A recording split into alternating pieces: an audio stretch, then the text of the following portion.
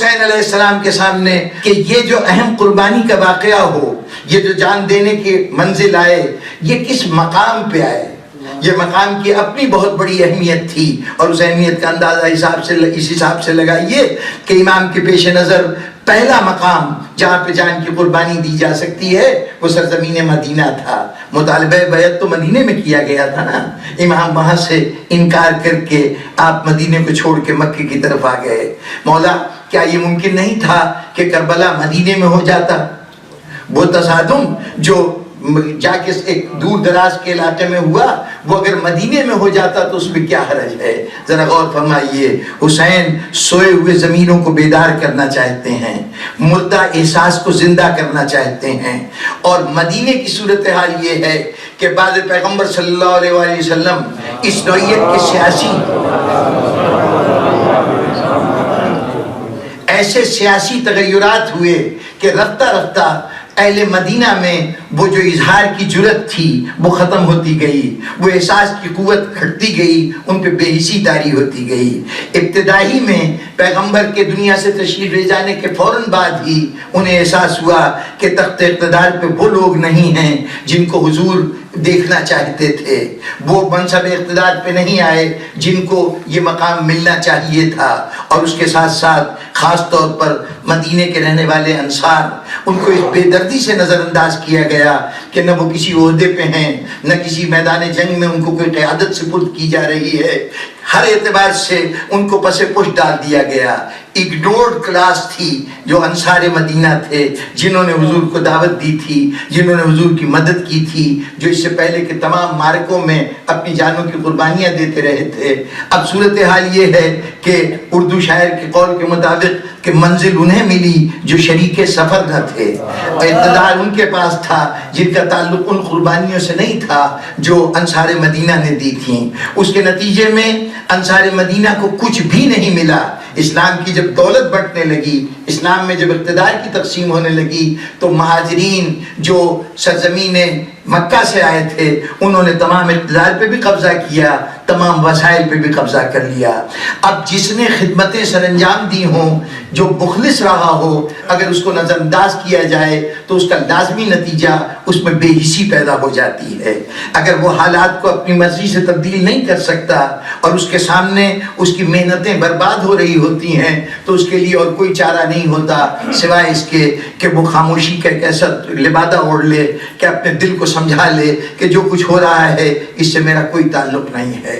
مدینے میں ایک لہر دوڑ گئی بے حسی کی۔ اس بے حسی میں اب کوئی بڑے سے بڑا بھی واقعہ ہو جائے تو مدینے والوں پہ اثر نہیں ہوتا۔ بعد رسول یہ کوئی معمولی بات نہیں تھی کہ بنت رسول کے دروازے پہ آگ لائی جائے اور اس کو جلانے کی دھمکی دی جائے، دروازہ رسول کے بیٹی کے گھر کا گرایا جائے، وہی دروازہ جس پہ رسول کھڑے ہو کر درود پڑھا کرتے تھے، جہاں جاتے ہوئے کہا کرتے تھے اہل بیت اللہ تم پہ اپنی رحمتیں نازل کرے، آیت تطہیر کی تلاوت کیا کرتے تھے۔ گھر سے جاتے تھے تو سب سے، اگر مدینے سے باہر جانا ہے تو سب سے آخر میں اس گھر سے ہو کے جاتے تھے، اور جب مدینے میں تشریف لاتے تھے تو سب سے پہلے اس گھر کے اوپر آیا کرتے تھے۔ آج اس گھر کے اوپر ویرانی کا قبضہ ہے، اس کو ظلم و ستم کا نشانہ بنایا جا رہا ہے، لیکن مدینے میں وہ جو کل رسول کو امان دے رہے تھے ان میں بھی کسی میں ہمت نہیں تھی کہ وہ اٹھ کر کوئی آواز بلند کریں۔ یہ بے حسی کا پہلا منظر تھا، اور پھر اس کے بعد یہ بے حسی بڑھتی چلی گئی۔ ہم نے دیکھا کہ بڑے بڑے واقعات ہوئے اور یہاں ٹس سے مس نہیں ہوئے۔ ذرا غور فرمائیے کہ جس حکومت کو مدینے والوں نے بنایا ہے، جس کو اقتدار مدینے والوں نے دیا ہے، یعنی مدینے میں جو لوگ مقیم ہیں وہی تو سلطنت بنانے والے تھے، لیکن ایک وقت ایسا آیا کہ حاکم وقت کو باہر سے آئے ہوئے لوگوں نے اس کے گھر کا محاصرہ کر لیا۔ ایک دن کا محاصرہ نہیں تھا، 2 دن کا محاصرہ نہیں تھا، 40 دن تک یہ محاصرہ جاری رہا۔ پورا مدینہ صحابہ کا مدینہ، ان ہستیوں کا مدینہ کہ جنہوں نے دور پیغمبر دیکھا ہے، اس سے مدینہ آباد ہے، سارے صحابی موجود ہیں، لیکن باہر سے آئے ہوئے چند بلوائی 40 دن تک اپنے خلیفہ کے گھر کو گھیر کر اور خلیفہ کو قتل کر دیتے ہیں۔ ایک آواز نہیں اٹھتی پورے مدینے میں کہ یہ تم کیا کر رہے ہو، کوئی حمایت میں خلیفہ کی آواز بلند نہیں ہوئی۔ آج ہم پہ الزام لگایا جاتا ہے کہ تم نے خط لکھ کر امام حسین کو کوفے سے خط لکھ کے بلایا تھا اور اس کے بعد شیعوں نے مدد نہیں کی۔ اب یہ الگ بحث ہے کہ کوفے میں شیعہ کتنے تھے اور شیعوں نے مدد کی یا نہیں کی، یہ تو بعد کی بات ہے۔ لیکن اگر آپ کہتے ہیں کہ شیعوں نے مدد نہیں کی، تھوڑی دیر کے لیے میں تسلیم کرتا ہوں، واقعہ کربلا کوفے والوں نے بلایا تھا نا حسین کو، واقعہ کربلا کوفے میں نہیں ہوا، کوفے سے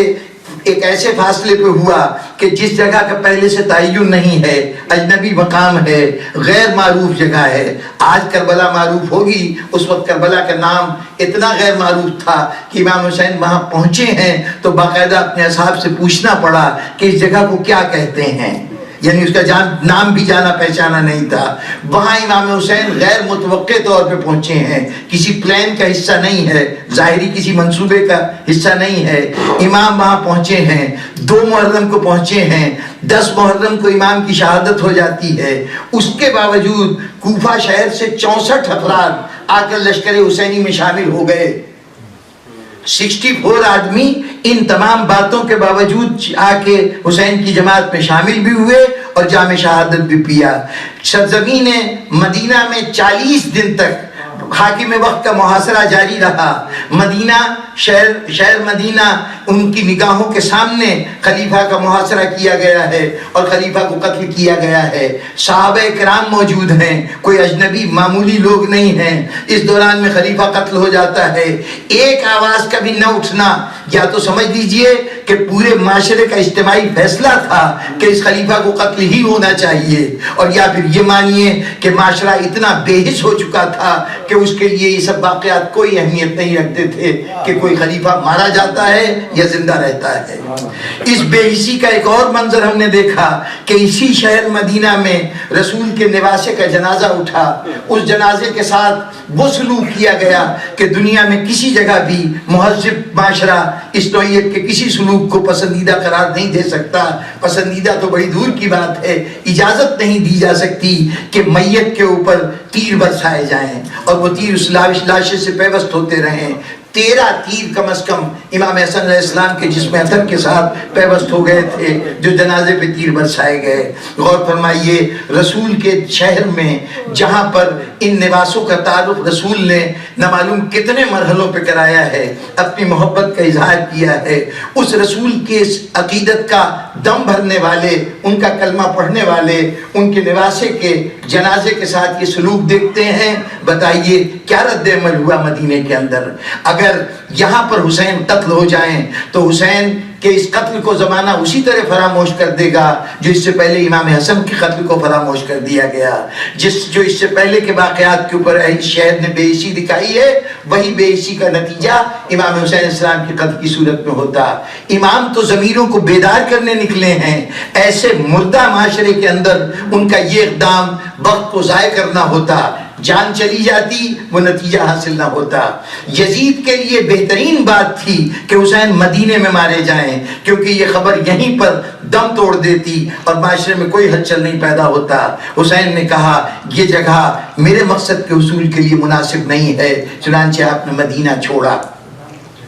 مدینہ چھوڑا، ابھی جگہ کا انتخاب جاری ہے، مدینے سے نکل کے مکے آئے۔ اب مکے میں صورتحال یہ ہے کہ شعبان کا مہینہ ہے جب امام تشریف لائے ہیں، 3 شعبان کو 28 رجب کو چلے ہیں مکے سے مدینے سے، اور 3 شعبان کو آپ مدینے میں پہنچے ہیں سن 60 ہجری۔ آپ مکے تشریف لائے، یہ وہ زمانہ ہے کہ اب اس کے بعد ہی رمضان کا مہینہ ہے۔ عام طور پر حجاج اکرام رمضان کے مہینے سے آنا شروع کر دیتے تھے اور یہاں پر حاجیوں کا ہجوم ہونے لگتا تھا۔ رفتہ رفتہ ملت اسلامیہ مختلف علاقوں سے حج کے لیے ہر جگہ سے لوگ حاجی آنے لگے، یہاں پر حاجیوں کا ہجوم ہو گیا۔ اب اس مرحلے پر امکان تھا کہ یہاں پر وہ واقعہ ہو جاتا جو بعد میں کربلا میں ہوا، لیکن کس طرح ہوتا؟ یعنی قتل حسین ہو جاتا۔ اس کے لیے یزید نے باقاعدہ کارندے بھیجے، 40 کے قریب افراد، باقاعدہ تاریخوں نے ذکر کیا کہ 40 افراد اس بات پہ متعین کیے گئے تھے کہ امام حسین علیہ السلام کو طواف کرتے ہوئے، سعی کرتے ہوئے، رمی جمرات کرتے ہوئے کسی بھی مرحلے پر ان کو خنجر مار کر ختم کر دیا جائے، قتل کر دیا جائے۔ اس قتل کا کس کو فائدہ پہنچتا؟ سب سے پہلی بات تو یہ کہ ہجوم میں ہونے والا یہ قاتل کا تعین نہ ہو پاتا، اور پھر باپ سے پڑھا ہوا سبق یزید کو معلوم تھا کہ سیاسی مقاصد کے لیے انتقام کا نعرہ بہت اہم نعرہ ہوتا ہے۔ چنانچہ اس بات کی گنجائش تھی کہ وہ امام حسین مارے جاتے اور وہ یہ کہتا کہ امام حسین کو بے گناہ مارا گیا اور میں ان کا انتقام لوں گا، اور اس انتقام لینے کے لیے وہ ان تمام لوگوں کو جو امام حسین السلام کے ساتھی ہوتے، مددگار ہوتے، جو یزید کے مخالفین ہوتے، یزید ان کو چن چن کے قتل حسین کے جرم میں پکڑتا اور اس طریقے سے اپنے سارے مخالفین کو ختم کر دیتا۔ کسی کو قیامت تک نہ پتہ چلتا کہ مارنے والا کون تھا اور مارنے کا مقصد کیا تھا۔ قتل حسین کے سارے مقصد ضائع ہو جاتے اگر حسین مکے میں شہید ہو جاتے۔ اس لیے حسین کے لیے مکہ بھی موضوع مقام نہیں ہے کہ یہاں پہ جام شہادت پئیں۔ حسین مکے سے باہر نکلے، اب ایک شہر تھا شہر کوفہ کہ جہاں کے لوگوں نے، وہ واحد شہر تھا جس نے حساسیت کا، سینسٹیویٹی کا مظاہرہ کیا ہے۔ جب امام حسین مدینے سے مکے آئے ہیں تو پوری دنیا اسلام میں سناٹا رہا، کسی نے امام کے اس اقدام پر غور نہیں کیا کہ آخر امام کو کیوں مدینہ چھوڑنا پڑا، کیوں مکے تشریف لائے۔ یہ صرف محسوس کیا تو شہر کوفہ کے لوگوں نے محسوس کیا کہ امام کو اس وقت پناہ کی ضرورت ہے، امام کو مددگاروں کی ضرورت ہے۔ یزید ان سے بیعت لینا چاہتا ہے، حسین نے بیعت سے انکار کیا ہے، اور اب اس وقت وہ کسی ایسی جگہ کی تلاش میں ہیں جہاں ان کو پناہ مل سکے۔ تو پوری دنیا اسلام میں سلام ہے اس شہر کوفہ کو کہ جس کے لوگوں نے پہلی مرتبہ محسوس کیا کہ اس وقت ہماری ذمہ داری کیا ہے، ہمارا فرض کیا ہے۔ بعد میں تاریخ چاہے ان کو ملزم ٹھہراتی رہے، لیکن کم از کم اس مرحلے پر جب امام حسین علیہ السلام مکے میں آئے ہیں، اگر کوفے والے یہ آواز نہ اٹھاتے کہ مولا آپ ہمارے پاس آئیے، ہم آپ کو پناہ دینے کو تیار ہیں، ہم آپ کو اپنی جانیں نثار کرنے کو تیار ہیں، تو قیامت تک کے لیے دنیائے انسانیت کو، دنیائے اسلام کو کم از کم منہ دکھانے کا موقع نہ ملتا کہ نواسہ رسول اس وقت ایک ظالم و جابر کے جبر کے ہاتھوں پناہ کی تلاش میں ہے، اور کوئی ایک آواز حسین کی حمایت میں نہیں اٹھتی۔ معاشرہ اتنا مردہ ہو گیا ہے کہ کوئی ایک حق کی حمایت میں آواز بلند نہیں ہوتی۔ یہ کوفہ کے لوگ تھے کہ جنہوں نے اس بات کی طرف توجہ دی اور امام کو دعوت دی کہ آپ ہمارے پاس تشریف لائیے۔ اس دعوت کے نتیجے میں کوفے والوں کا وہ دعوت دینے کی بحث تفصیلی ہے کہ کون دعوت دینے والے تھے اور ان کا کردار کیا تھا۔ میں نے عرض کر دیا کہ شہر کربلا میں 64 افراد کا پہنچ جانا اور اپنی جان کا نذرانہ پیش کر دینا کوفے کے سارے داغ دھونے کے لیے کافی ہے۔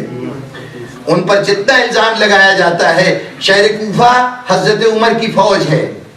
حضرت عمر کی بنائی ہوئی چھاونی ہے۔ 17 ہجرہ میں ایک یہ اور ایک بصرہ، یہ دو شہر بسائے گئے تھے کہ یہاں پر جو فوجیں شام کے بارڈرز پہ لڑ رہی ہیں یا ایران کے بارڈرز پہ لڑ رہی ہیں، ان کے ٹھہرنے کے لیے ایسی جگہ بنائی جائے کہ جس کی آب و ہوا حجاز کی آب و ہوا سے مطابقت رکھتی ہو، کیونکہ فوجیں جب سرحدوں پہ جا کے لڑتی تھیں تو وہاں بیماریاں بار بار پھیل رہی تھیں۔ اسی 17 ہجرہ میں ایک طاعون کی بیماری پھیلی تھی، پلیگ پھیلا تھا، اس میں بہت سے بڑے بڑے جرنیل، بڑے بڑے فوجی مارے گئے تھے۔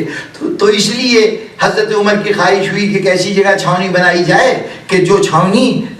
حجاز کی آب و ہوا سے مطابقت رکھتی ہو۔ اسی کے تحت شہر کوفہ بسایا گیا، اس میں لا کے فوجی ٹھہرائے گئے، وہ فوجی جو اب تک کے خلافتی نظام کو برحق تسلیم کرتے ہیں، وہ فوجی جو اس فوج سے تعلق رکھتے ہیں جو فوج اس خلافتی نظام کو بچانے کے لیے جان دینے کے لیے تیار ہے۔ یعنی یہ حضرت ابو بکر کی فوج ہے، حضرت عمر کی فوج ہے۔ اور جو ہم پہ الزام لگتا ہے کہ کوفے والوں نے امام حسین کو شہید کیا، تو میں پورے اعتماد سے کہتا ہوں کہ امام حسین کو حضرت عمر کی فوج نے شہید کیا۔ انہی کی فوج تھی جو شہر کے اندر آباد تھی، 5 لاکھ کے قریب آبادی تھی۔ اس زمانے کا بہت بڑا شہر بن گیا تھا شہر کوفہ۔ 1 لاکھ آدمیوں کے، 1 لاکھ فوجیوں کی رہائش کے لیے یہاں پر جھونپڑیاں بنائی گئی تھیں، جس میں آ کے مختلف قبیلوں کو مختلف علاقوں میں آباد کیا گیا تھا۔ یہ 1 لاکھ افراد جب اپنے خاندانوں کے ساتھ اپنے گھر والوں کے ساتھ یہاں پہ آ کے آباد ہوئے، پھر ان کی ضرورتوں کو پورا کرنے کے لیے مختلف سروسز کے لوگ یہاں آنا شروع ہوئے، تو اب سوچ لیجئے کہ 1 لاکھ کے فوجی صرف 1 لاکھ نہیں رہے، یہ فیملی اسٹیشن تھا، یہاں پہ گھر تھے، باقاعدہ ان کے خاندان آباد تھے، نتیجتاً اس شہر کی آبادی 5 لاکھ ہو گئی تھی۔ اگر 5 لاکھ کی آبادی میں سے 18,000 آدمی حضرت مسلم کے ہاتھ پہ بیعت کریں تو ذرا ریشو دیکھ لیجئے کہ 5 لاکھ کے مقابلے میں 18,000 کی حیثیت کیا ہے۔ اگر انہوں نے بیعت کی تھی، ہر چند کے ہر بیعت کرنے والا حبیب ابن مظاہر نہیں تھا، ہر بیعت کرنے والا مسلم ابن اوسجہ نہیں تھا، لیکن اس کے باوجود یہ تو جناب امیر علیہ السلام کا مختصر قیام ہے شہر کوفہ میں، جس کی وجہ سے حب علی کی فضا تھوڑی سی سازگار ہوئی، کچھ ایسے مومن پیدا ہوئے کہ جو جذبہ محبت علی سے سرشار تھے، آل محبت سے وابستگی رکھتے تھے، ورنہ یہ شہر خالصتاً دشمنوں کا شہر ہے، علی ابن ابی طالب کے فضائل سے انکار کرنے والوں کا شہر ہے۔ اور پھر اس کے بعد بھی یہ جو لوگ پیدا ہوئے ان کی کیفیت یہ ہوئی کہ امام حسن علیہ السلام نے صلح کی سن 40 ہجری میں، اور اس کے بعد امام حسن، امام حسین، بنی ہاشم کے جتنے افراد حضرت علی کے ساتھ آئے تھے وہ سب مدینے واپس چلے گئے۔ 40 ہجری سے لے کے 60 ہجری تک یہ شہر معاویہ کے حکومت میں شامل رہا، اور یہاں پر زیاد گورنر تھا، ابن زیاد کا باپ، وہ گورنر جو قتل حسین کا ذمہ دار ہے، اس کا باپ جو تھا وہ یہاں کا گورنر تھا۔ وہ کبھی حضرت عمر کے زمانے کا وہ پرانا گورنر تھا، جب حضرت علی کا دور آیا تو حضرت علی کے دور میں بھی کچھ دیر تک وہ گورنر کے عہدے پہ فائز رہا۔ اسے بہت سے ان لوگوں کی پوری اچھی طرح پہچان تھی جو علی ابن ابی طالب سے محبت اور عقیدت رکھتے تھے، چنانچہ 20 سال کے عرصے میں اس نے چن چن کر محبان علی کو کوفے سے ختم کیا تھا، اور تقریباً سن 58 ہجری میں 58 ہجرہ میں اس نے ایک جملہ کہا تھا جسے تاریخ نے محفوظ کر لیا کہ میں نہیں جانتا کسی محب علی کو جو آج یا قبر میں نہ سو رہا ہو یا قید خانے کے اندر نہ ہو، یعنی اپنے طور پر اس نے شہر کو محبان علی سے خالی کر دیا تھا، کوئی محب علی نہ رہ جائے۔ اس کے باوجود حضرت مسلم کی حمایت کے لیے 18,000 افراد کا کم از کم لبیک کہہ دینا ہی اس کی تمام پالیسیوں کی ناکامی کی دلیل ہے، یزید کی پالیسیوں کی ناکامی کی دلیل ہے کہ یہ اب بھی علی والے موجود ہیں۔ اور پھر اس کے بعد کربلا میں امام حسین کی لشکر کا میجر پورشن اگر کربلا سے آئے تو یہ گویا شکست عظیم ہے یزید کے لیے کہ اس کے گورنر مستقل شیعت کا خاتمہ کرتے رہے، لیکن شیعوں نے پھر بھی اپنے وجود کو منوایا بھی اور اپنی جانشاری کے مظاہرے کیے۔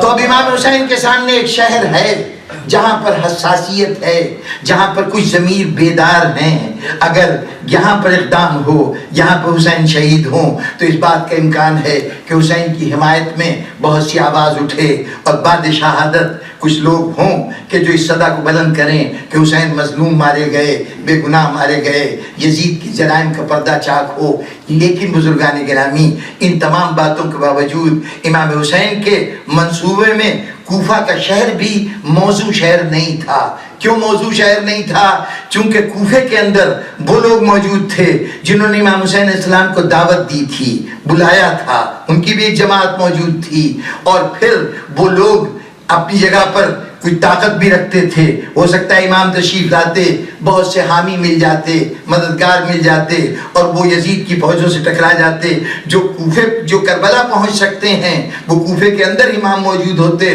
تو ظاہر ان کی تعداد اس سے زیادہ ہوتی امام کی مدد کرنے والوں کی۔ ایسی صورت میں امام حسین شہید تو ہو جاتے، لیکن کہا جاتا کہ حسین کوفے کے اپنے حامیوں کی مدد سے انہوں نے یزید کے خلاف بغاوت کی تھی، یزید کے پاس اور کوئی چارہ کار نہیں تھا کہ وہ امام حسین کو قتل کر دیتا۔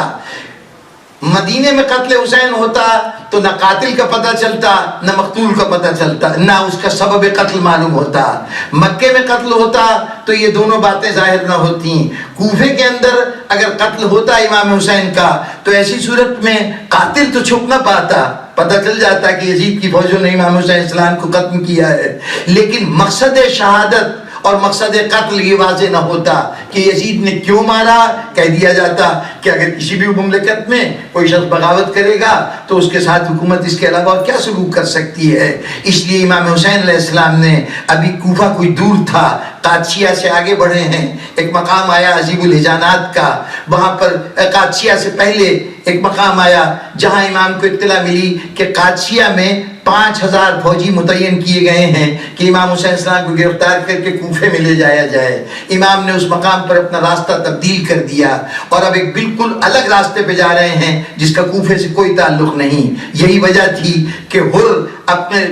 دستے کو لے کر اسے اطلاع ملی کہ امام حسین السلام ادھر سے گزرتے ہوئے دیکھے گئے ہیں، لیکن یہ نہیں معلوم تھا کہ کہاں ہیں۔ چنانچہ وہ دستہ لے کے تلاش میں نکلا اور اس تلاش میں چلتے ہوئے منزل شراف پر، جو نہ کوفے کی طرف جاتا تھا نہ مدینے کی طرف جاتا تھا، ایک الگ تھلگ جگہ تھی، وہاں پہ جا کے امام حسین سے ملاقات ہوئی ہے۔ یعنی امام حسین علیہ السلام نے کوفے جانے کا ارادہ ملتوی کر دیا ہے، اب کسی اور طرف جا رہے ہیں۔ گویا قتل گاہ امام حسین علیہ السلام کسی ایسی جگہ کو بنانا چاہتے ہیں جہاں واقعے کو نہ سیاست کا رنگ دیا جائے، نہ قبیلوں کا رنگ دیا جائے، نہ تہذیبوں کی جنگ قرار دی جائے، نہ مذہبی جنگ اس حوالے سے قرار دی جائے کہ دو مختلف مذاہب کے لوگ ٹکرا رہے تھے۔ حسین تو اس کو انسانیت کی جنگ بنانا چاہتے تھے، ایسی جگہ جہاں دیکھنے والے اگر دیکھیں تو یا حسین نظر آئیں یا حسین کے دشمن نظر آئیں، کوئی اور گروہ درمیان میں موجود نہ ہو۔ اس لیے یہ نہ سمجھیے کہ کربلا اتفاق ہے، حادثہ ہے، نہیں، حسین اچھی طرح جانتے ہیں کہ مجھے کہاں جانا ہے۔ یہی تو وجہ تھی کہ جب سرزمین کربلا پہ پہنچے ہیں، چلتے چلتے رہوار رکا ہے، آپ نے جگہ کا نام پوچھا ہے اور اس کے بعد زمین کی خاک اٹھائی ہے، اس کو سونگھا ہے اور اس کے بعد کہا ہاں یہی وہ جگہ ہے جہاں ہمارا خون بہے گا، جہاں ہماری لاشیں پامال کی جائیں گی۔ گویا امام حسین علیہ السلام کا اپنا انتخاب ہے کربلا، کربلا اپنا انتخاب ہے، اور دنیا نے دیکھ لیا کہ اس انتخاب نے واقعہ کربلا کو کتنا اجاگر کر دیا۔ اگر یہ مکے میں ہوتا تو اتنا اجاگر نہ ہوتا، مدینے میں ہوتا اتنا کامیاب نہ ہوتا، کوفے میں ہوتا تو اس کے بعد بہت سے واقعات ہوتے رہے ہیں۔ حضرت زید شہید اسی کوفے میں قتل کیے گئے، آج تک تاریخ نے اس کو ایک سیاسی جنگ قرار دیا۔ حسین ثابت کرنا چاہتے ہیں کہ میری جنگ سیاست کے لیے نہیں ہے، اقتدار کے لیے نہیں ہے، اس لیے جگہ کا انتخاب کرنا بہت اہم پہلو تھا۔ حسین نے اس جگہ کا انتخاب کیا جہاں پر ان کی شہادت کو کوئی رنگ اور نہ پہنایا جا سکے۔